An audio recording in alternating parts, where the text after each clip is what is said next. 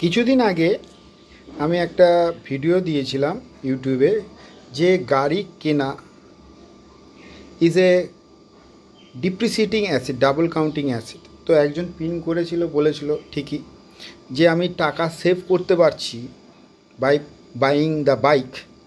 সেই ফ্যাক্টরটা তো ধরা উচিত। পার ডে আমার যে এত খরচা হচ্ছে 200 টাকা 300 টাকা, সেটা বাইক কিনলে তো আমার কম খরচা হবে। বাস্তবে কি সেটা দেখি। এইবার ভাবো, বাইকের দাম 230, রোড লাইসেন্স নেওয়ার জন্য 5,000 টাকা 3 বছরের জন্যে, আর ইন্স্যুরেন্স খরচা 5,000 টাকা। তাহলে টোটাল ইনিশিয়াল খরচা 0 ইয়ারে কত লেগে গেল? 2,40,000।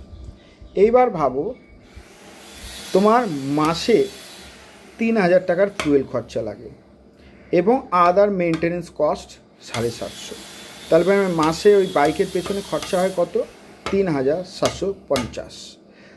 তার মানে 12 মাসে কত খরচা হয়? 45,000। তাহলে ফার্স্ট ইয়ারে 45,000, সেকেন্ড ইয়ারেও 45,000, থার্ড ইয়ারে আমি ধরে নিচ্ছি আমি বাইক বেচে দিচ্ছি, তো সেটা 45,000।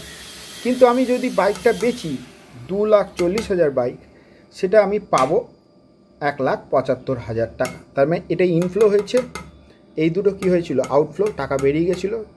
ইনফ্লো হয়েছে 1,75,000, টাকা বেরিয়েছে 45। তাহলে নেট আমার ইনফ্লো কত হয়েছে? 1,30,000। এইবার আমি একটা ডিসকাউন্টিং রেট বলেছিলাম, কারণ এই ডেটাগুলোকে আমাকে কি নিয়ে আসতে হবে? কম্পেয়ার করতে হবে কারেন্ট ইয়ারের সাথে।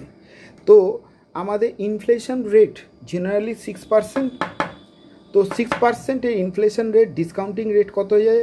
1 ডিভাইডেড বাই 1.06 ইজ 0.94। আবার 0.94 ডিভাইডেড বাই 1.06 ইজ 0.88।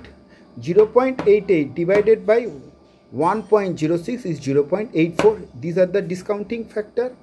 এবার তার মানে এর প্রেজেন্ট ভ্যালু যদি বার করতে চাই, মানে 0 ইয়ারে আনতে গেলে, তার এর খরচা হচ্ছে 42,000, মানে মাল্টিপ্লাই করে দিয়েছি।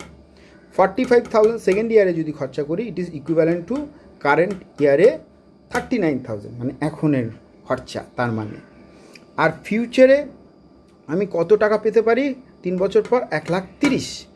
তাকে যদি প্রেজেন্ট ভ্যালুতে কনভার্ট করা হয়, মানে আজকের ডেটে, তাহলে ক্যাশ ইনফ্লো কত হবে? 1,09,200। এইবার তার মানে যদি এইগুলোকে ইনফ্লো আর এইগুলোকে আউটফ্লোকে মাইনাস করো, নেট তোমার রিকভারি হচ্ছে 28,200 টাকা। তার মানে তুমি যে 2,40,000 যে বাইক কিনেছো, তার মানে 28,200 টাকা রিকভারি করতে পেরেছো। বাদ বাকি তোমার খরচা রিকভারি হয়নি, 2,11,800। এবার 2,11,800 যদি খরচা হয় 3 বছরে, তাহলে 1 বছরে কত খরচা হয়? 70,600। 70,600 যদি 1 বছরে খরচা হয়, তাহলে পার মান্থে কত হয়? 5,888, লাগভাগ 6,000।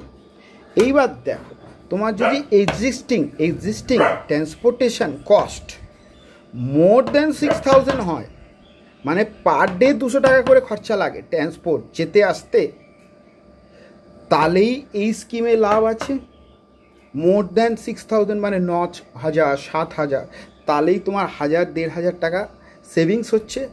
যদি তোমার পার ডে খরচা লেস দ্যান 6,000 হয়, তাহলে লাভ নেই। যদি তোমার পার ডে খরচা 4,500 হয়, কিন্তু এই বাইক কিনে তো পার মান্থ তোমার খরচা কত হয়ে যাচ্ছে? 5,800।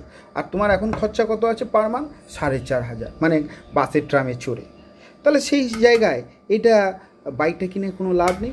So if your distance is more, therefore your travel cost is more in current situation, তাহলে আমার লাভ আছে। যদি ডিস্টেন্স ছোট হয়, তার মানে আমার এক্সিস্টিং ট্রান্সপোর্টেশন কস্ট কম আছে, তাহলে আমার বাইক কিনে লাভ নেই। কীরকম লাগলো বলো? আবার ফিউচারে এরকম ভিডিও দিতে থাকবো। Still then, tata.